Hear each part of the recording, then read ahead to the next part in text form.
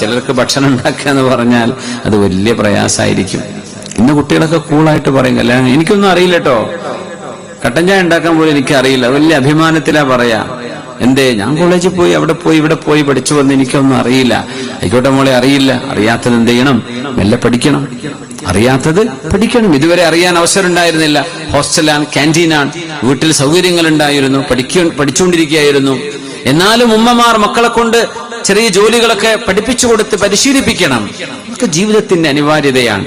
വീട്ടിലെ നമ്മളൊരു റെസ്റ്റോറന്റിൽ പോയി ഭക്ഷണം വാങ്ങിച്ചു കഴിക്കുന്നതിനേക്കാളും ആസ്വാദനവും സമാധാനവും സ്വന്തം ഭാര്യയുടെ കൈകൊണ്ടൊരു ഭക്ഷണം എടുത്ത് കഴിക്കുന്നതായിരിക്കാം.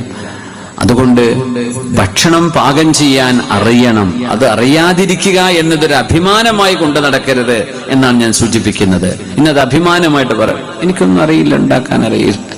ഓക്കെ, അതൊരു കൺഫ്യൂഷൻ ആണെങ്കിൽ നല്ലതാണ്, പക്ഷെ പഠിക്കണം.